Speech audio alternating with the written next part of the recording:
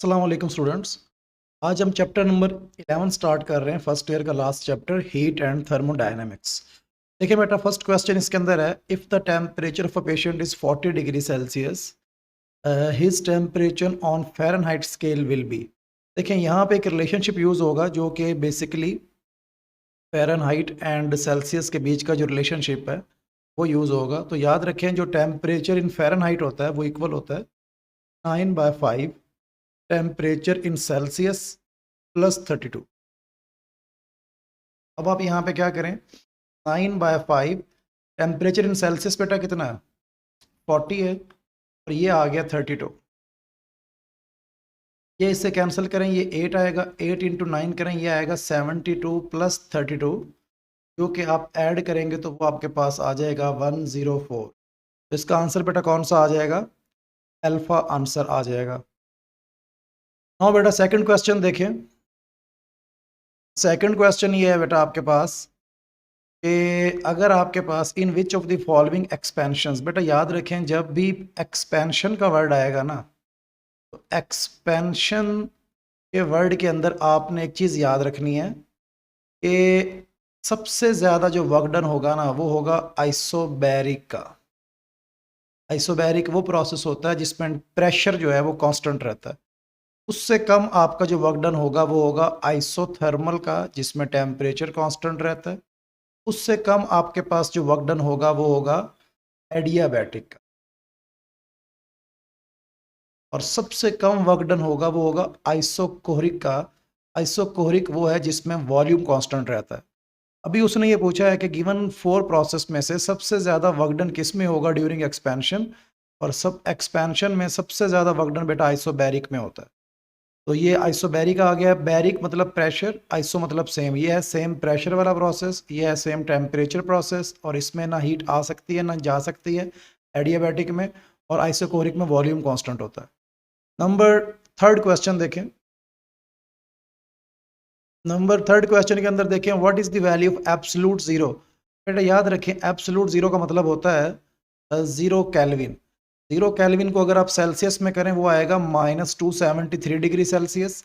लेकिन अगर आप 0 केल्विन को फ़ारेनहाइट में करते हैं तो ये ऑलमोस्ट आ जाता है 459 फ़ारेनहाइट। अब उन्होंने चूंकि एब्सोल्यूट जीरो मतलब 0 केल्विन को फ़ारेनहाइट स्केल में डालने का कहा है, ये नंबर आपने याद रखना है, विच इज़ -459 फ़ारेनहाइट्स। नेक्स्ट इसके बाद देखें जरा आगे, the volume of a given gas. देखें ये आप सब बच्चों को एटलीस्ट मेरे ख्याल में आना चाहिए कि इसके अंदर बेटा ये है कि आपके पास the given volume of a gas, देखिए वो आपसे कह रहा है कि वॉल्यूम जो है वो प्रेशर के इनवर्सली प्रोपोर्शनल है और टेम्परेचर कांस्टेंट है। तो याद रखें, अगर टेम्परेचर की वैल्यू कांस्टेंट है और वॉल्यूम और प्रेशर आपस में इनवर्सली प्रोपोर्शनल है तो बेटा ये लॉ जो होता है इसे कहते हैं बॉयल्स लॉ। नेक्स्ट बेटा इसके बाद देखें, the volume of a gas is zero at. तो याद रखें, हम जब अपने फर्स्ट ईयर में बात करते हैं तो हम बेसिकली आइडियल गैस की बात कर रहे होते हैं, और आपने ऑलरेडी पढ़ा हुआ है कि volume is directly proportional to होता है टेम्परेचर। जब हम किसी भी गैस का प्रेशर कांस्टेंट रखते हैं चार्ल्स लॉ के अंदर, then volume becomes directly proportional to temperature. तो याद रखें, वॉल्यूम जब आपका टेम्परेचर ज़ीरो हो जाएगा तो वॉल्यूम भी ज़ीरो हो जाएगा। लेकिन याद रखें ये सारे लॉज जो होते हैं ना ये एप्लीकेबल होते हैं जस्ट केल्विन स्केल में। तो याद रखें, जब किसी गैस का टेम्परेचर 0 केल्विन होगा तब उसका वॉल्यूम ज़ीरो होगा, ना कि 0 सेल्सियस या 0 फ़ारेनहाइट। बेटा 0 केल्विन, क्योंकि ये सारे लॉज जितने भी इस चैप्टर के हैं वो सारे केल्विन में टेम्परेचर लगाएंगे तब एप्लीकेबल होंगे। तो नेक्स्ट बेटा देखें इसके बाद, the unit of universal gas constant. Universal gas constant को हम जनरल गैस कांस्टेंट भी कहते हैं। इसका सिंबल होता है R. R is equal to बेटा होता है आपके पास 8.314, और इसकी यूनिट्स होते हैं जूल पर मोल पर केल्विन। बेटा ये आपके पास क्या आ जाएगा, जूल पर मोल पर केल्विन। नंबर 6 आ जाएगा, 6 का डी। उसके बाद नंबर 7, इफ आर इज, देखें ये इंपॉर्टेंट क्वेश्चन है, ये रिपीट हुआ हुआ क्वेश्चन है। आपने याद रखना है कि दो कांस्टेंट होते हैं, एक होता है स्मॉल के। स्मॉल के होता है आपका बोल्ट्जमैन कांस्टेंट। बोल्ट्जमैन कांस्टेंट जो है बेटा वो ये है, और एक आर होता है, और आर आपका क्या है, यूनिवर्सल गैस कांस्टेंट। तो आर यूनिवर्सल गैस कांस्टेंट है, और एन ए क्या चीज़ है, एवोगैड्रोस कांस्टेंट। तो पूछ रहा है कि इनका आपस में रिलेशनशिप क्या है। तो याद रखें, जब हम यूनिवर्सल गैस कांस्टेंट को एवोगैड्रोस कांस्टेंट से डिवाइड करते हैं तो हमारे पास के आता है, और के जो है वो बेटा कौन सी चीज़ है, बोल्ट्जमैन कांस्टेंट। और के की वैल्यू भी मैं आपको लिखवा दूं, के की वैल्यू होती है 1.38 इंटू 10⁻⁻23, और इसके यूनिट होते हैं जूल पर केल्विन। और आर की वैल्यू मैं पहले लिखवा चुका हूँ पिछले क्वेश्चन में भी, 8.314 जूल पर मोल पर केल्विन। और एवोगैड्रोस कांस्टेंट की जो वैल्यू है वो आपके पास होती है 6.02 इंटू 10⁻23 पर मोल। तो ये पर मोल इसकी होती है। बेटा जब आप आर को ऊपर लिखेंगे, एन ए को नीचे लिखेंगे, पूरे को सॉल्व करेंगे तो जो के की वैल्यू आएगी वो आएगी 1.38 इन 10⁻⁻20। नेक्स्ट देखें बेटा आगे, तो इसका अल्फा आ गया था number 8, when ever an external pressure is applied. बेटा ये ना ज़रा आप देखें, तो जब भी आपके पास कोई फ्लूइड होता है ना, और वो फ्लूइड एक क्लोज सिस्टम के अंदर हो, एक क्लोज्ड कोई चीज़ है, जैसे ब्रेकिंग सिस्टम होता है, हाइड्रोलिक प्रेस का सिस्टम होता है, क्लोज्ड होता है, दोनों साइड से वो बंद होता है। तो जब कोई क्लोज्ड फ्लूइड होता है ना, किसी भी चीज़ के अंदर कन्फाइंड होता है वो, हम जब उसके प्रेशर अप्लाई करते हैं ना उसके एक एंड पे, तो जो प्रेशर का जो चेंज है ना वो हर जगह पर इक्वल यानी कि वो ट्रांसमिट होता है। तो ये जो स्टेटमेंट है ना, ये स्टेटमेंट बेटा होती है पास्कल्स लॉ। तो नेक्स्ट इसके बाद आगे आप देखें कि ये आपके पास आगे आ जाएगा volume. Volume is directly proportional to temperature. आप सब बच्चों को पता है बेटा, अगर volume and temperature directly proportional है और आपका जो गैस है उसका प्रेशर कांस्टेंट है, उन्होंने गिवन दिया है कि pressure is kept constant, and this statement is known as Charles law. Next देखें इसके बाद, the sum of all energies of molecules of a substance. बेटा मॉलिक्यूल्स जो होते हैं ना गैस के या किसी भी सब्सटेंस के, उसके पास मेनली दो टाइप्स की एनर्जीज होती हैं। एक होती है उनके पास मॉलिक्यूलर काइनेटिक एनर्जी, और एक होती है उन मॉलिक्यूल्स के पास पोटेंशियल एनर्जी। दोनों का सम कर लें तो वो आपके पास आ जाएगी उसकी इंटरनल एनर्जी। दोनों का सम मतलब ऑल फॉर्म्स, तो ये आपके पास आ जाएगी इंटरनल एनर्जी। नेक्स्ट इसके बाद देखें अगर आप, which one is not a state function. बेटा कुछ चीज़ें स्टेट फंक्शंस होती हैं, मैं यहाँ पे एग्जांपल लिख देता हूँ आपको चीज़ों की। कुछ चीज़ें होती हैं जो स्टेट फंक्शंस होती हैं। तो स्टेट फंक्शंस बेटा वो होते हैं जिनका जो चेंज होता है वो इनिशियल स्टेट और फाइनल, मतलब whose change depends upon initial and final state. तो याद रखें, स्टेट फंक्शंस ऐसी चीज़ें होती हैं या ऐसी क्वांटिटीज़ होती हैं जिनके अंदर जो चेंज है वो सिर्फ डिसाइड होता है इनिशियल और फाइनल स्टेट पे, ना कि प्रोसेस किस, ना कि इस पे कि किस प्रोसेस से हम ए से बी गए, या इनिशियल स्टेट से फाइनल स्टेट जाने का प्रोसेस कौन सा था, पाथ कौन सा था। पाथ या प्रोसेस पे वो डिपेंड नहीं करता उनका चेंज। उनका चेंज बस इस चीज़ को देखता है कि इनिशियल स्टेट क्या थी, फाइनल स्टेट क्या थी। स्टेट फंक्शंस जो है ना, कुछ हमारे कोर्स में जो है वो है pressure, temperature, volume, internal energy, entropy. ये 5 चीज़ें याद रखनी है। ये आपके पास pressure, temperature, volume, internal energy and entropy, ये पांचों स्टेट फंक्शंस हैं। इन सब चीज़ों का जो चेंज होगा वो डिपेंड करेगा इनिशियल स्टेट पे और फाइनल स्टेट पे। कुछ चीज़ें ऐसी होती हैं जो पाथ फंक्शंस होती हैं। पाथ फंक्शंस बेटा वो होती हैं जिनकी जो चेंज होती है वो पाथ या प्रोसेस पे डिपेंड करती है। उनके अंदर 3 चीज़ें आपने याद रखनी है हमारे कोर्स के अकॉर्डिंगली। एक वर्क है, दूसरी हीट या थर्मल एनर्जी है, इसका सिंबल Q है, वर्क का सिंबल W है, और एक है C। C क्या चीज़ है? Molar specific heat. तो मोलर स्पेसिफिक हीट ये बेटा आपके पास है। तो which one is not state function? State function कौन सा नहीं? तो प्रेशर स्टेट फंक्शन है, टेम्परेचर स्टेट फंक्शन है, वॉल्यूम स्टेट फंक्शन है, वर्क जो है वो पाथ फंक्शन है जो स्टेट फंक्शन नहीं है। नंबर इसके बाद आप देखें नंबर 12। तो नंबर 12 के अंदर देखें, we can express work in terms of. बेटा याद रखें, वर्क का थर्मोडायनेमिक्स में हमने जो फार्मूला ए लेवल में पढ़ा है या एफएससी में पढ़ा है वो है pressure into change in volume. बेटा ये इसका आ जाएगा सी ऑप्शन। नेक्स्ट देखिए आगे, change in internal energy can be defined as. देखें मैं ना इसको एफएससी के पॉइंट ऑफ व्यू से करवा रहा हूँ इसको, ऑल दो हमारी जो ए लेवल्स में होता है उसमें कन्वेंशंस डिफरेंट होती हैं। वहाँ पे work done by the gas और work done on the gas का साइन डिफरेंट है, अपोजिट है एफएससी से। लेकिन चूंकि यहाँ पे एनईटी में या जो भी हमारे इंजीनियरिंग यूनिवर्सिटीज़ के या मेडिकल के टेस्ट होते हैं, उसमें एफएससी को ज़रा वो फोकस करते हैं। इसलिए याद रखें फर्स्ट लॉ ऑफ थर्मोडायनेमिक्स का फार्मूला एफएससी में इस तरह लिखा जाता है, Q is equal to W plus delta U. और यहाँ से अगर आप डेल्टा यू निकालेंगे तो डेल्टा यू बेटा कितना आ जाएगा, Q माइनस डब्ल्यू। तो डेल्टा यू क्या चीज़ है बेटा, change in internal energy. Change in internal energy is equal to क्या आ जाएगा बेटा, Q माइनस डब्ल्यू। और याद रखें एफएससी में बेसिकली ये है, एफएससी में और ए लेवल्स में मैं थोड़ा सा डिफरेंस बता दूं, इस छोटी सी चीज़ ज़रा समझ लें। ये होता है कि जब हम लिखते हैं ना work done by system, work done by the system हम लेते हैं पॉजिटिव, और इसके अंदर गैस होती है एक्सपैंड।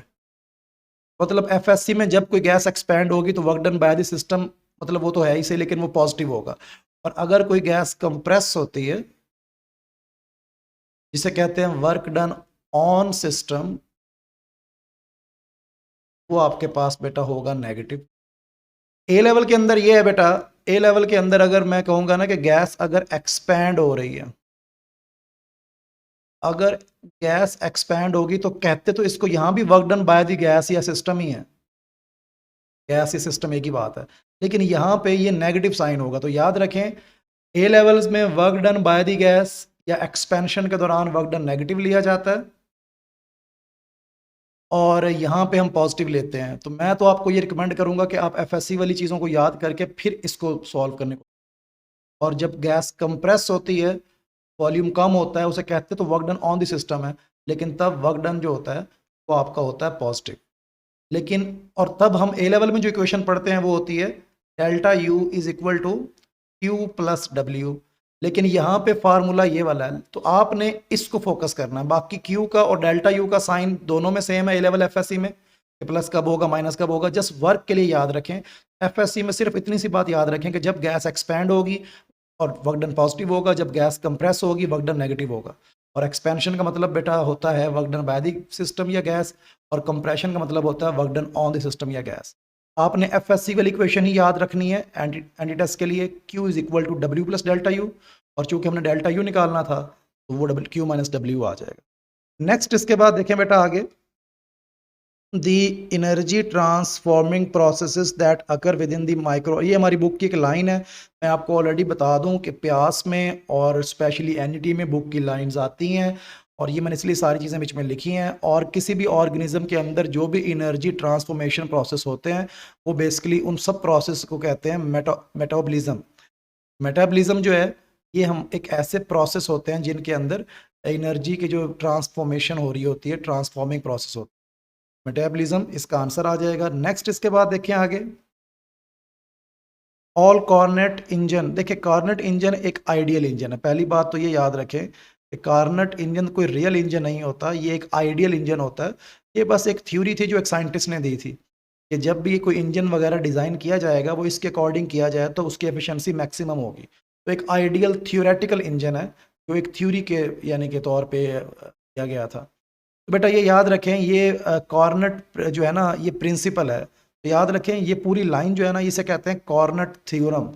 ये कॉर्नेट थ्योरम को भी आप याद रख लें। कॉर्नेट थ्योरम ये है बेटा कि अगर आपके पास जितने भी कॉर्नेट इंजन है, बस एक बात याद रखें, कॉर्नेट इंजन की एफिशिएंसी का जो फार्मूला है, वैसे तो कई फार्मूले लेकिन ये वाला आप ज़्यादा यूज़ करते हैं, 1 माइनस T2 ओवर T1, जिसमें ये जो T1 है ये है आपके इंजन का टेम्परेचर, ठीक है, या फिर सोर्स का टेम्परेचर जहाँ से आपको हीट मिल रही है। कॉमन सेंस से गाड़ी को इंजन से हीट मिलती है, तो यह टेम्परेचर ऑफ सोर्स, या सोर्स का टेम्परेचर है, तो सोर्स टेम्परेचर। और आपको पता है गाड़ी की हीट निकल कर सिलेंसर के ज़रिए बाहर एटमॉस्फेयर में जाती है। एटमॉस्फेयर को हम सिंक भी कहते हैं, जहाँ चीज़ें जाके फाइनली चली जाती हैं, सिंक या एग्जॉस्ट जहाँ से निकल के एटमॉस्फेयर। तो ये हमारे समझ लें हमारी सराउंडिंग का टेम्परेचर है, सिंक टेम्परेचर। ये लो होता है, T1 हमेशा हाई होता है, और ये एफिशिएंसी का सिंबल है। तो किसी भी कार्नेट इंजन की एफिशिएंसी इक्वल होती है 1 माइनस T2 ओवर T1। जो लो टेम्परेचर होगा वो नॉर्मली T2 होगा, जो हाई होगा वो T1 होगा, क्योंकि इंजन का टेम्परेचर ज़्यादा होता है, सराउंडिंग का टेम्परेचर कम होता है। तो ये आ जाएगा, और परसेंटेज में करना हो तो इसको 100 से कर देते हैं मल्टीप्लाई। अब ज़रा देखें इस एफिशिएंसी के फार्मूले में आपको कहीं भी नज़र नहीं आ रहा कि ये पेट्रोल इंजन है, ये स्टीम इंजन है, ये कौन सा इंजन है। तो चाहे आपका पेट्रोल इंजन हो, स्टीम इंजन हो, कोई भी इंजन हो, इट डजेंट मैटर। बस आपकी जो एफिशिएंसी है वो डिपेंड करेगी कि इंजन का टेम्परेचर क्या है और सराउंडिंग का टेम्परेचर क्या है। इसलिए आपने, वो कह रहा है कि एफिशिएंसी किस चीज़ के इर्रिस्पेक्टिव है, तो याद रखें वर्किंग सब्सटेंस। वर्किंग सब्सटेंस का मतलब होता है कि डीजल इंजन है, पेट्रोल इंजन है, स्टीम इंजन है, कौन सा इंजन आपने, मतलब कौन सा मटेरियल यूज़ हो रहा है जिसको बर्न करके आप उस इंजन को यानी कि ऑपरेट कर रहे हैं। याद रखें कार्नट इंजन के अकॉर्डिंग इट डजेंट मैटर कि इंजन की फ्यूल टाइप कौन सी है, सिर्फ जस्ट आपकी टेम्परेचर्स को देखकर ये एफिशिएंसी को डिसाइड किया जाता है। तो इसका आंसर आ जाएगा वर्किंग सब्सटेंस। तो कार्नट इंजन की एफिशिएंसी जो है वो अगर आपके पास दो कार्नट इंजन है, दोनों का T1 भी सेम है, दोनों का T2 भी सेम है, चाहे एक पेट्रोल है चाहे एक डीजल है, इट डजेंट मैटर, एफिशिएंसी दोनों की सेम होगी, वर्किंग सब्सटेंस पे डिपेंड नहीं करती। अच्छा, एडियाबैटिक प्रोसेस बेटा वो होता है जो बहुत ज़्यादा फास्ट हो। जब भी आपके पास वेरी फास्ट या रैपिड का वर्ड आए तो वो आपका प्रोसेस होगा एडियाबैटिक। एडियाबैटिक प्रोसेस के अंदर इक्वेशन यूज होती है P V power gamma is equal to constant. ये वी की पावर में छोटा सा गैमा लगा होगा, और ये जो गैमा होता है ना बेटा, इसे कहते हैं गैस कांस्टेंट। इसकी वैल्यू होती है सीपी ओवर सीवी। ये सीपी क्या चीज़ है?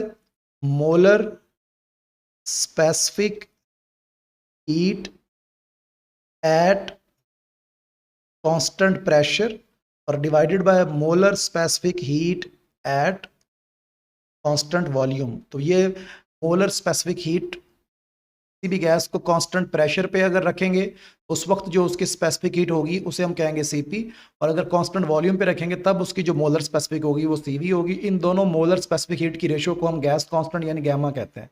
तो ये एडियाबैटिक इक्वेशन होती है। और इसके बाद आपको पता है कि एफएससी में first law of thermodynamics equation क्या है? Q is equal to W plus delta U. और आपको पता है कि एडियाबैटिक की कंडीशन ये है कि इसके अंदर ना तो हीट आ सकती है ना जा सकती है, तो Q की वैल्यू जीरो हो जाती है। और अगर Q की वैल्यू जीरो है, जब मैं डेल्टा यू को उधर लेकर जाऊंगा तो वो माइनस साइन में आ जाएगा। तो ये सारी की सारी चीज़ें किसके लिए एप्लीकेबल है? एडियाबैटिक के लिए। तो हमारा आंसर कौन सा आ जाएगा?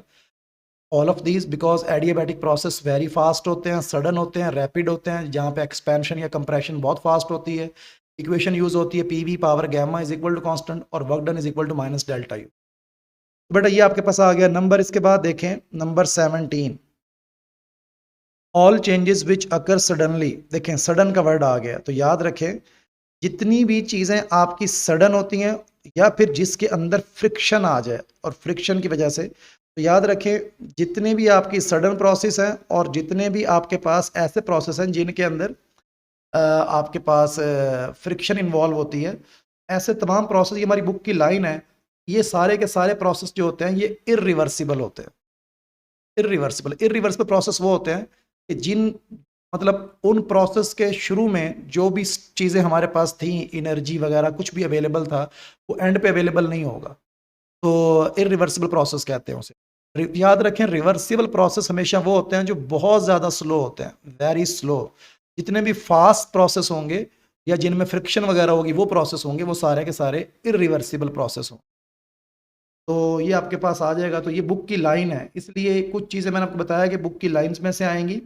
ये आपके पास इसका जो आंसर आ जाएगा वो आ जाएगा इरिवर्सिबल। नेक्स्ट देखिए आगे आपके पास, अगर ये आपके पास इरिवर्सिबल ना होता फिर हम एडियाबैटिक पे जाते हैं, क्योंकि सडनली का वर्ड फिर उधर लेकर जाता। लेकिन अगर ये वाला वर्ड आया तो ये बुक की लाइन है तो उसको प्रेफर करेंगे। नेक्स्ट देखें बेटा आगे, the entropy of an reversible process. तो याद रखें एंट्रोपी जो होती है ना बेटा, रिवर्सिबल प्रोसेस में दोबारा से सिस्टम के अंदर, देखिए एंट्रोपी का फार्मूला क्या है? एंट्रोपी कहते हैं एस को, एंट्रोपी का सिंबल एस है, और डेल्टा एस मतलब चेंज इन एंट्रोपी, और ये बराबर होती है change in heat over temperature के। अब ज़रा खुद सोचें, अगर आपका प्रोसेस रिवर्सिबल है तो इसका मतलब ये है कि जितनी भी अवेलेबल हीट आपके पास सिस्टम के स्टार्ट में थी प्रोसेस के, उतनी हीट अब भी है। और अगर हीट दोबारा उतनी ही है जितनी पहले थी, जितनी यूज़फुल हीट आपके पास पहले थी उतनी यूज़फुल अब भी है, तो जो हीट में चेंज आएगा वो आ जाएगा ज़ीरो। और अगर हीट में चेंज ज़ीरो आएगा तो एंट्रोपी का चेंज भी ज़ीरो आ जाएगा। और चेंज ऑफ एंट्रोपी ज़ीरो होने का मतलब क्या है कि एंट्रोपी आपकी क्या रहेगी? कांस्टेंट। मैं आपको ना यहाँ पे कुछ इंपॉर्टेंट बातें लिखवा दूँ। जितने भी रिवर्सिबल प्रोसेस हैं जितने भी प्रोसेस रिवर्सिबल हैं, या फिर एक और प्रोसेस होता है एडियाबैटिक। एडियाबैटिक के अंदर भी डेल्टा क्यू की वैल्यू 0 होती है, क्योंकि उसमें ना हीट आ सकती है ना जा सकती है। और जैसे ही चेंज इन हीट 0 होगा तो चेंज इन एंट्रोपी 0 होगा, और चेंज इन एंट्रोपी 0 होगा तो एंट्रोपी कांस्टेंट होगी। सिर्फ बेटा याद रखें, हमारे पूरे कोर्स में सिर्फ 2 प्रोसेस है जिनमें आपकी एंट्रोपी की वैल्यू जो है वो कांस्टेंट रहेगी। वो कौन से हैं? Reversible and adiabatic. और यहाँ पे रिवर्सिबल की बात हुई है तो एंट्रोपी बेटा क्या रहेगी? सेम। इसके अलावा कुछ ऐसे प्रोसेस हैं जिनमें एंट्रोपी बढ़ती है। उसमें बेटा नेचुरल प्रोसेस जितने भी हैं, जैसे मेल्टिंग ऑफ आइस है या कोई भी इस तरह के काम है, नेचुरल प्रोसेस, जो भी प्रोसेस नेचुरल होते हैं हमारी रियल लाइफ में, वो सारे प्रोसेस। और दूसरे नंबर पे है इरिवर्सिबल प्रोसेस। बेटा इरिवर्सिबल प्रोसेस जैसे एक्सप्लोजन होता है या कोई भी ऐसी चीज़ होती है जिसको आप रिवर्स नहीं कर सकते हैं, तो इरिवर्सिबल प्रोसेस। बेटा याद रखें, irreversible process and natural process, ये बेटा सारे के सारे इनमें जो एंट्रोपी होती है, एंट्रोपी का सिंबल एस है, एंट्रोपी बढ़ती है। और जो रिवर्सिबल है और आइडियाबैटिक है, इनमें एंट्रोपी क्या रहती है? कांस्टेंट। या तो एंट्रोपी कांस्टेंट रह सकती है या बढ़ती है। एंट्रोपी कभी कम नहीं हो सकती किसी भी प्रोसेस में। याद रखें, हमेशा सिस्टम की एंट्रोपी 2 तरह की हो सकती है, या तो वो कांस्टेंट रहेगी या वो बढ़ेगी। रिवर्सिबल और एडियाबैटिक प्रोसेस में entropy of the system remains constant, और नेचुरल में और इरिवर्सिबल प्रोसेस में एंट्रोपी बेटा क्या करती है? इंक्रीज करती है। नेक्स्ट देखें आगे, इसके बाद diesel engine is more efficient then. देखें यहाँ पे मैं कुछ चीज़ें लिखवा रहा हूँ जो बुक की लाइंस हैं। जो डीजल इंजन होता है ना, डीजल इंजन की एफिशिएंसी होती है 35% टू 40%। पेट्रोल इंजन की एफिशिएंसी होती है 25% टू 30%। स्टीम इंजन की एफिशिएंसी होती है 8%। वॉट स्टीम इंजन दुनिया का पहला स्टीम इंजन था और ये बहुत ही पुअर एफिशिएंसी थी इसकी, 1%। तो याद रखें, सबसे ज़्यादा एफिशिएंसी आपके डीजल इंजन की इन सब में से, तो आंसर कौन सा आ जाएगा? All of these. और याद रखें, बुक के डू यू नो में लिखा हुआ है कि वॉट स्टीम इंजन वो इंजन है जिसकी एफिशिएंसी दुनिया के सब इंजन से सबसे कम है, इसकी 1% होती है। इस तरह की भी आपको एनईटी में चीज़ें आती हैं, तो याद रखें कि बुक की लाइंस वगैरह मैंने सारा ये आपको करवा दिया है। अगर आप ये सारे एमसीक्यूज अच्छे से दिमाग में रख लें तो सिर्फ या तो वैल्यूज़ चेंज होंगी अगर न्यूमेरिकल है, या हल्का फुल्का सा कोई चेंज होगा। मैक्सिमम आपको यही क्वेश्चन आते हैं, यही बार बार रिपीट होते हैं। इनको अच्छे से अगर आप कर लें तो आपके पास इनफ डाटा है कि आप अच्छा स्कोर जाके फिजिक्स में कर सकते हैं। In the Carnot's engine when heat is taken from the source. बेटा याद रखें, इंजन के अंदर जहाँ से हम हीट लेते हैं उसे सोर्स कहते हैं। अब ज़रा खुद सोचें, जैसे अब मान लो हर गाड़ी के इंजन में एक कंबक्शन चैम्बर होता है। कंबक्शन चैम्बर वो होता है जिसमें आपके पास जो हीट प्रोड्यूस होती है, फ्यूल बर्न होता है। ज़रा खुद सोचें, जब गाड़ी हीट लेती है उस इंजन से या कंबक्शन चैम्बर से, तो क्या मुझे बताएं कि हीट लेकर या एनर्जी जब हम ले लेते हैं उसे, तो क्या गाड़ी के इंजन का टेम्परेचर कम हो जाता है? नहीं। तो याद रखें, हमारे पास जो गाड़ी का इंजन है जिसके अंदर फ्यूल बर्न होता है, जहाँ फ्यूल बर्न होता है उसे कहते हैं सोर्स टेम्परेचर। और सोर्स का टेम्परेचर हमेशा क्या रहता है? सेम रहता है। और यहाँ से हीट सिलेंसर के ज़रिए जाती है सराउंडिंग में। जैसे मान लो आपने गाड़ी स्टार्ट की, गाड़ी जब आपने स्टार्ट की तो गाड़ी के इंजन में फ्यूल बर्न हो रहा है। फ्यूल बर्न होना, जहाँ पे फ्यूल बर्न हो रहा है उसे हम कहेंगे सोर्स, क्योंकि वहाँ से हमें एनर्जी मिलेगी। लेकिन जितनी मर्जी एनर्जी गाड़ी ले ले, जब तक इंजन ऑन है तो इंजन का टेम्परेचर कम नहीं होगा। और वो सारी कुछ एनर्जी से हम वर्क कर लेंगे, गाड़ी आगे चलेगी। बाकी की एनर्जी जो है वो एग्जॉस्ट करके सिलेंसर के ज़रिए बाकी जाएगी सराउंडिंग में। लेकिन आप खुद सोचें, अगर हम 2 घंटे भी गाड़ी चला लें, क्या हमारी गाड़ी चलाने से जितनी भी हीट एग्जॉस्ट के ज़रिए या सिलेंसर के ज़रिए बाहर जाती है, उससे कभी भी लाहौर का टेम्परेचर या किसी भी सिटी का टेम्परेचर कभी भी चेंज नहीं होता। याद रखें, 2 चीज़ें होती हैं। जहाँ पे पेट्रोल या डीजल या कोई भी गैसोलीन बर्न होती है उसे कहते हैं सोर्स, और जहाँ एग्जॉस्ट होके बाहर जाते उसे कहते हैं सराउंडिंग या सिंक। याद रखें, सिंक में हीट डालें तब भी उसका टेम्परेचर सेम रहता है, और सोर्स से हीट निकालें तो सोर्स का भी टेम्परेचर सेम रहता है। सोर्स और सिंक दोनों का टेम्परेचर सेम रहता है। सोर्स से जितनी मर्जी हीट निकालोगे सोर्स का टेम्परेचर फिक्स रहेगा, और सिंक में जितनी मर्जी हीट डालोगे उसका भी टेम्परेचर क्या रहेगा? सेम। तो याद रखें, अगर आप सोर्स से हीट निकाल भी लेते हैं तो सोर्स का टेम्परेचर क्या रहेगा? सेम। और अगर ये क्वेश्चन ऐसा आता कि heat is released into the sink या सराउंडिंग, तो उसके टेम्परेचर पे क्या इफेक्ट आएगा? तो वो भी सेम रहेगा। नेक्स्ट देखें बेटा आगे, अ वैक्यूम विल प्रिवेंट। बेटा जब वैक्यूम होती है ना तो वहाँ पे ना सॉलिड होता है, ना लिक्विड होता है, ना गैस होती है। तो अगर सॉलिड नहीं है तो वहाँ कंडक्शन नहीं हो सकती, और अगर लिक्विड या गैस नहीं है तो वहाँ कन्वेक्शन नहीं हो सकती। लेकिन वैक्यूम में रेडिएशन के थ्रू हीट एनर्जी ट्रांसफर हो सकती है, लेकिन वैक्यूम किन दोनों से प्रिवेंट कर लेता है, तो कंडक्शन और कन्वेक्शन से जो है ना हीट लॉस नहीं हो पाता। इसके बाद आपके पास आ जाएगा नंबर 23। 23 जो है ना थोड़ा सा देखें इसको, कि अगर आपके पास एक रूम है, इस रूम के अंदर आपने यहाँ पे एक फ्रिज रखा है, इस फ्रिज का आपने डोर ओपन कर दिया। जब आप इस फ्रिज का डोर ओपन करेंगे बेटा, अब आपके पास इस तरह से है जैसे आपने इसका मान लो दरवाज़ा ओपन कर दिया, जैसे दरवाज़ा ओपन कर दिया। अब ज़रा देखें होगा क्या, इसको ओपन करने से क्या आपका रूम ठंडा हो जाएगा? बिल्कुल भी नहीं। ज़रा देखिए कैसे। अब रेफ्रिजरेटर क्या करता है कि वो यहाँ से जितनी भी हीट लेगा, जितनी भी आपकी गर्म एयर है, हॉट एयर है, हॉट एयर के अंदर से हीट लेने के बाद उसको अपने बैक साइड से बाहर निकालेगा। मतलब अगर उसने 10 जूल हीट हॉट एयर से रिमूव की, तो वो 10 की 10 जूल जो है वो अपनी बैक साइड से बाहर निकालेगा। तो बच्चे यहाँ पे सोचते हैं कि सर जितनी हीट अगर वो इनसाइड कर रहा है, इनटेक कर रहा है, उतनी बाहर निकाल रहा है, तो टेम्परेचर तो कांस्टेंट रहना चाहिए, बट ऐसा नहीं है बेटा। रेफ्रिजरेटर को चलाने के लिए हमें क्या देनी पड़ती है? इलेक्ट्रिकल एनर्जी, करंट देना पड़ता है। तो जब इलेक्ट्रिक करंट दे के रेफ्रिजरेटर को चलाते हैं तो इलेक्ट्रिक करंट से भी हीट प्रोड्यूस होती है। तो याद रखें, अगर फ्रिज ऑन ना करते तो फिर तो हीट उतनी ही रहती, लेकिन अब 10 जूल हीट लेने के बाद 10 जूल बाहर निकाली, लेकिन साथ में वो इस काम को करने के लिए उसे करंट भी देना पड़ रहा है। तो वो जो करंट है वो भी हीट में कन्वर्ट हो रहा है।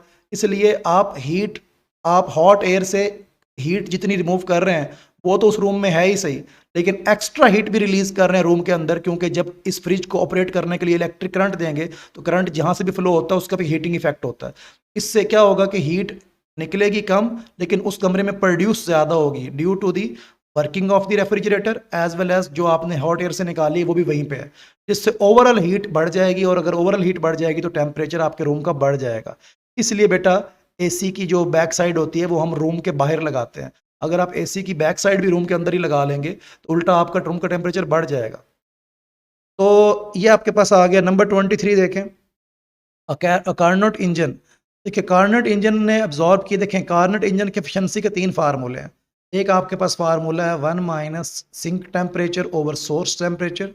दूसरा फार्मूला बेटा वर्क डन ओवर Q1। ये Q1 कौन सी एनर्जी है? Q1 वो एनर्जी है जो सोर्स से हमने ली होती है, energy taken from source, energy taken from source. ठीक है। और ज़रा देखें एक इंजन है, उसने एक कार्नोट इंजन है, उसने एब्जॉर्ब की कहाँ से एनर्जी एब्जॉर्ब की? सोर्स से। तो बेटा जो एनर्जी हमें सोर्स से मिलती है वो होती है Q1, और उसमें से वर्क कितना किया उस इंजन ने वो हमने बताना है। सॉरी 300 जूल किया। आपने बताना है हीट रिजेक्टेड। तो याद रखें हीट रिजेक्टेड को हम Q2 कहते हैं, और ये हीट रिजेक्टेड वो हीट होती है जो सराउंडिंग में रिलीज की जाती है थ्रू दी साइलेंसर। याद रखें इनका वर्क डन का फार्मूला होता है Q1 माइनस Q2। बेटा Q1 वो हीट है जो आपने ली है सोर्स से, मतलब सोर्स से आपने कितनी हीट ली है 1000, उसमें से वर्क कितने का हुआ है 300 का। आपने बताना है कि कितनी हीट आपकी वेस्ट हुई है या रिजेक्ट होकर सराउंडिंग में गई है जो कि वर्क नहीं कर पाई। बेटा वो अब कैसे निकलेगी? Q1 Q2 को उधर लेकर जाएं, उसको इधर लेकर आना, तो ये जाकर उधर प्लस का हो जाएगा। Q2 इज इक्वल टू क्या आ जाएगा? Q1 माइनस W, 1000 माइनस 300 जब आप करेंगे वो आपके पास आ जाएगा 700। तो इसका मतलब ये है कि आपने अगर 1000 जूल हीट इनटेक की है तो उसमें से 300 का वर्क किया है, तो कॉमन सेंस से बाकी की 700 जो होगी वो एग्जॉस्ट हो जाएगी सिलेंसर के थ्रू, और वो रिजेक्ट हो गई। इंजन ने उसे एक्सेप्ट नहीं किया, क्योंकि इंजन की कितनी हीट एक्सेप्ट करेगा ये उसकी एफिशिएंसी पर डिपेंड करता है। तो नेक्स्ट देखें बेटा आपके पास द मैक्सिमम पॉसिबल एफिशिएंसी। देखिए अगर आपको एफिशिएंसी निकालनी है किसी भी हीट इंजन की और आपको टेम्परेचर गिवन है, आप क्या करें 1 माइनस T2 ओवर T1 कर लें, लेकिन ये सारे टेम्परेचर आपके केल्विन में होने चाहिए। 1 माइनस T2 की वैल्यू कितनी बेटा? जो भी लो टेम्परेचर होगा वो T2 होगा। तो 100 डिग्री सेल्सियस को केल्विन में कन्वर्ट करें, 273 ऐड करें, ये बन जाएगा 373, और नीचे 400 में 273 ऐड करें, ये बन जाएगा 673। अब क्या करें, इसका एलसीएम ले लें, 673 माइनस 373 ओवर 673, ये बन जाएगा 300 ओवर 673, और ये आपने इसको सॉल्व किया तो ये तकरीबन देखें 0.5 से कम आएगा, क्योंकि नीचे वाली चीज़ डबल से थोड़ी ज़्यादा है। मान लो कोई 0.5 से मतलब 0.45 के करीब कहीं आएगी, और इसको परसेंटेज में करेंगे तो 100 से करेंगे मल्टीप्लाई, तो आपके पास आ जाएगा 40%। क्योंकि 0.5 से थोड़ी सी कम है, 0.5 से थोड़ा सा कम बेटा एक ही ऑप्शन है, क्योंकि 30 वाला तो बहुत ज़्यादा कम है, तो बी ऑप्शन आ जाएगा। देखें, कार्नेट इंजन जो होता है ना, वो एक साइकिल पे काम करता है और उसे कहते हैं कार्नेट साइकिल। कार्नेट साइकिल में 4 स्टेप्स होते हैं, लिख लें ज़रा, स्टेप्स इन दी कार्नेट साइकिल। पहला स्टेप जो होता है ना, उसके अंदर वो होता है आइसोथर्मल एक्सपेंशन। कार्नेट इंजन के अंदर जो पहला प्रोसेस होता है वो होता है आइसोथर्मल एक्सपेंशन, और दूसरा प्रोसेस जो होता है बेटा वो होता है एडियाबैटिक एक्सपेंशन।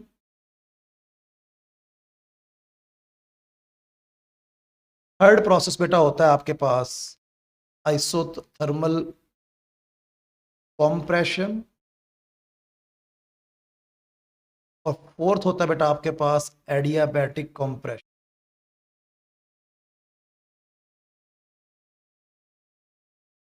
बेटा ये आपके पास कुछ चीज़ें हैं, तो ये आपके पास आ गई आइसोथर्मल। पहला तो इन्होंने कौन सा पूछा है, फर्स्ट कौन सा होता है, तो फर्स्ट बेटा कौन सा है, आइसोथर्मल एक्सपेंशन, ए ऑप्शन आ जाएगा। नेक्स्ट देखें इसके बाद, in an adiabatic process entropy. बेटा मैंने आपको बताया था कि दो प्रोसेस ऐसे होते हैं जिनमें एंट्रोपी कांस्टेंट रहती है। याद रखें, एडियाबैटिक एंड रिवर्सिबल दोनों में एंट्रोपी क्या रहती है, कांस्टेंट। और बेटा बताया मैंने कौन से दो प्रोसेस बताए जिनमें एंट्रोपी बढ़ती है, irreversible process and natural process. ये बात। नंबर 2, एडियाबैटिक प्रोसेस की पहचान मैंने क्या बताई है आपको, ये वो प्रोसेस होता है जिसमें हीट की वैल्यू 0 होती है, ना हीट आ सकती है ना जा सकती है। इसके अंदर इक्वेशन यूज होती है P V power gamma is equal to constant. के बाद ये प्रोसेस कैसे होते हैं, ये होते हैं सडन, ये रैपिड होते हैं, ये एकदम हो जाते हैं प्रोसेस, ये रैपिड होते हैं, वेरी फास्ट होते हैं। और इनके अंदर इक्वेशन यूज होती है W is equal to minus delta U, या फिर minus W is equal to plus delta U, दोनों यूज हो सकती हैं। भला क्यों, तो क्यू इज इक्वल टू क्या होता है बेटा, डब्ल्यू प्लस डेल्टा यू। तो इस आपको पता है कि एडियाबैटिक के अंदर क्यू की वैल्यू 0 होती है, बाकी बच जाएगा ये। अब यहाँ पे दो इक्वेशन बन सकती हैं, या तो आप डेल्टा यू को वहाँ लेके जाएंगे या डब्ल्यू को वहाँ लेके जाएंगे। डेल्टा यू को वहाँ लेके जाएंगे तो ये इक्वेशन बनेगी, डब्ल्यू वहाँ जाएगा तो ये इक्वेशन बनेगी, और ये दोनों इक्वेशन एडियाबैटिक की हैं। तो अगर तो ये सब चीज़ें आ रही हूँ तो ये सारी एडियाबैटिक हैं। बट अगर सिर्फ इतनी बात कर दे वो कि प्रोसेस बहुत ही रैपिड है, लेकिन साथ में और इस तरह के कोई और चीज़ें ना हो, और दोनों ऑप्शन लिखे हों इरिवर्सिबल एंड एडियाबैटिक, तो फिर आप इरिवर्सिबल पे जाएंगे। मतलब अगर आपको कहे कि एक प्रोसेस है जो बहुत सडन है और उसमें फ्रिक्शन है, और दोनों ऑप्शन आ जाएं एडियाबैटिक एंड इरिवर्सिबल, तो फिर इरिवर्सिबल पे जाएंगे। बट अगर सडन के अलावा वो कह दे कि P V power gamma is equal to constant, या Q is equal to 0 is equal to constant, या ये इक्वेशन, इन सब की बात करते हुए अगर वो कहे तो फिर वो एडियाबैटिक होगा। और अगर सडन का वर्ड कह के भी आपको सवाल आए और उसमें एडियाबैटिक और इरिवर्सिबल दोनों लिखे हों तो इरिवर्सिबल, और अगर इरिवर्सिबल का ऑप्शन ना हो फिर आपके पास बेटा होगा वो सिर्फ होगा एडियाबैटिक। तो मैं दोबारा इसको समराइज कर दूं मैं प्लीज़, ताकि मैं कोशिश कर रहा हूं ताकि आपको पूरे पॉइंट्स क्लियर हों। सबसे पहली बात ये, अगर उसने ये वाला वर्ड यूज़ किया, ये P V power gamma is equal to constant कहा, क्यू इज इक्वल टू 0 कहा, ये वाली इक्वेशन यूज़ की, ये वाली इक्वेशन यूज़ की, फिर तो कंफर्म एडियाबैटिक है, फिर इरिवर्सिबल नहीं कहना आपने। एक बात। नंबर 2, अगर वो सडन का वर्ड यूज़ करता है या रैपिड का, इस केस में हमारे पास अगर दो ऑप्शन आ जाते हैं इरिवर्सिबल और एडियाबैटिक, तो इरिवर्सिबल बेस्ट है क्योंकि बुक की लाइन है। बट अगर इरिवर्सिबल का ऑप्शन नहीं आता तो फिर उसका आंसर भी क्या आएगा, एडियाबैटिक। और एडियाबैटिक प्रोसेस के अंदर हमने एक चीज़ क्या पढ़ी है, इसमें एंट्रोपी क्या रहती है, कांस्टेंट। और इरिवर्सिबल में हमने क्या पढ़ा था, उसमें एंट्रोपी आपकी बढ़ती है। ओके बेटा, क्वेश्चन नंबर 27 स्टार्ट कर रहे हैं हम। देखिए इसके अंदर देखें हमने फाइंड क्या करना है, टोटल हीट कैपेसिटी। अच्छा, टोटल हीट कैपेसिटी जो होती है ना, जो हीट कैपेसिटी होती है कैपिटल सी उसे कहते हैं, और वो इक्वल होती है number of moles into molar specific heat. तो ये मोलर स्पेसिफिक हीट के इक्वल होती है। तो ये एन क्या चीज़ है, number of moles, number of moles, ये क्या चीज़ है, मोलर स्पेसिफिक हीट, और ये क्या चीज़ है, हीट कैपेसिटी। तो हमने सिर्फ हीट कैपेसिटी बतानी है। और आपको पता है कि ये जो फार्मूला है ना सी का, तो सी का फार्मूला आपके पास होता है, कैपिटल सी की बात कर रहा हूँ, हीट कैपेसिटी का, ये होता है बेटा Q over change in temperature. अच्छा, अब Q तो हमें गिवन नहीं है, हमें तो गिवन है change in internal energy, but उन्होंने कहा हुआ है कि वॉल्यूम कांस्टेंट है पूरे क्वेश्चन के अंदर। देखिए फर्स्ट लॉ ऑफ थर्मोडायनामिक्स क्या है बेटा, Q is equal to W plus delta U. जब कांस्टेंट वॉल्यूम होता है तो वर्क डन की वैल्यू बेटा याद रखें जीरो होती है। वर्क डन अगर जीरो पुट करेंगे तो ये आ जाएगा इस तरह से, तो Q इज इक्वल टू बेटा कितना आ जाएगा, डेल्टा यू। तो इसका मतलब ये है कि जब वॉल्यूम कांस्टेंट हो तो Q की जगह हम डेल्टा यू लिख सकते हैं। डेल्टा यू कितना है बेटा 80, और चेंज इन टेम्परेचर कितना है 100 से 120 हो रहा है, तो 20 का चेंज आ रहा है। 80/20 करें तो बेटा कितना आ जाएगा आपके पास 4 जूल पर केल्विन। और जूल पर केल्विन किसका यूनिट है, हीट कैपेसिटी का, क्योंकि देखिए जूल पर केल्विन हीट कैपेसिटी का। नेक्स्ट देखें इसके बाद इन आइसोकोरिक चेंज, आइसोकोरिक का मतलब है वॉल्यूम कांस्टेंट है, और अगर वॉल्यूम कांस्टेंट है वर्क डन की वैल्यू जीरो होगी। क्यों, क्योंकि pressure into change in volume work होता है। जब आपका वॉल्यूम कांस्टेंट है तो वॉल्यूम का चेंज बेटा क्या होगा, जीरो, वर्क डन की वैल्यू बेटा होगी जीरो। नंबर 29 पे आए। नंबर 29 के अंदर एक डायग्राम है बेटा, याद रखें ये प्रोसेस साइक्लिक है। साइक्लिक प्रोसेस के ना दो तरह के क्वेश्चन आते हैं, या तो वो आपसे पूछेगा कि आप बताएं इस पूरे प्रोसेस की चेंज इन इंटरनल एनर्जी कितनी है, दूसरा पूछेगा वर्क डन कितना। अब आपने करना क्या है कि जब भी प्रोसेस साइक्लिक हो के जहां से शुरू हो रहा हो वहीं पे खत्म हो रहा हो, तो जो चेंज इन इंटरनल एनर्जी होगी वो होगी जीरो। लेकिन उन्होंने ये नहीं पूछा, उन्होंने पूछा वर्क डन। वर्क डन के लिए आप क्या करेंगे, आप ये जो इसके अंदर वाला एरिया है ये सारा कैलकुलेट करेंगे, क्योंकि प्रेशर और वॉल्यूम ग्राफ के अंडर जो एरिया होता है वो वर्क डन होता है।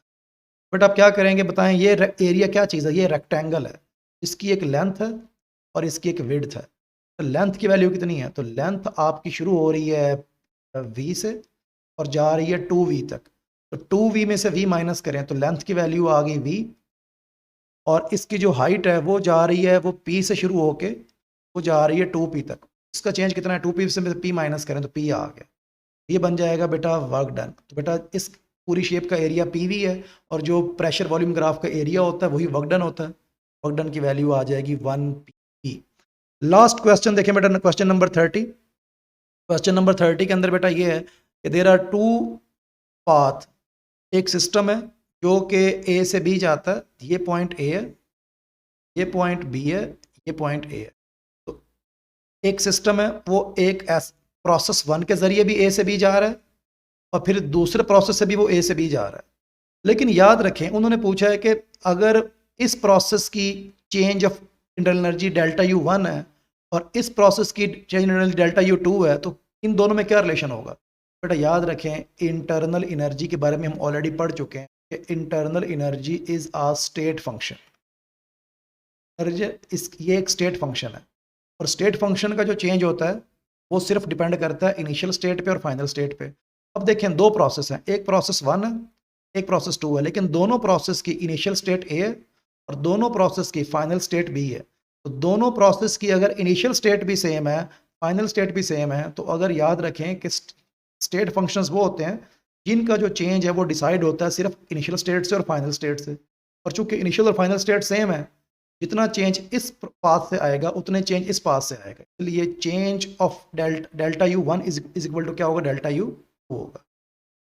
तो बेटा मेरी आपसे ये मैं आपसे ज़रूर कहना चाहूँगा एंड पे कि ये जो फर्स्ट ईयर आज हमने कंप्लीट की है, मैं आपको ये बताऊँ आप वीडियो को कंप्लीट देखा करें। कंप्लीट देखने के बाद इसके पूरे पॉइंट्स देखा करें माइंड में, और अगर फिर भी कोई पॉइंट क्लियर ना हो तो कमेंट्स में पूछें। मेरा व्हाट्सएप जो है उस पर लिंक ट्री पे गिवन है, वहाँ पे आप क्लिक करके ले सकते हैं अबाउट इन्फो में, और इंस्टाग्राम पे मैसेज कर सकते हैं, मतलब मैं आपको उसको भी फर्दर करवा दूंगा। बेसिकली मेरी कोशिश ये है कि आप इन सब क्वेश्चंस को जब कर लेंगे तो आपके पास एक डाटा आ जाएगा जो अथेंटिक है, जो जिस तरह के क्वेश्चंस बनते हैं आपके पास वो चीज़ आ जाएगी, और प्रैक्टिस में सोल्यूशन वगैरह भी आप देख लें। लेकिन कोशिश क्या करें, पहले आप खुद सॉल्व किया करें, तब उसके बाद आगे चीज़ों को लेकर चला करें, सोल्यूशन बाद में देखा। ओके बेटा, मिलते हैं नेक्स्ट वीडियो में। अब आगे हम स्टार्ट करेंगे इलेक्ट्रोस्टैटिक्स। ओके बेटा, हाफिज़।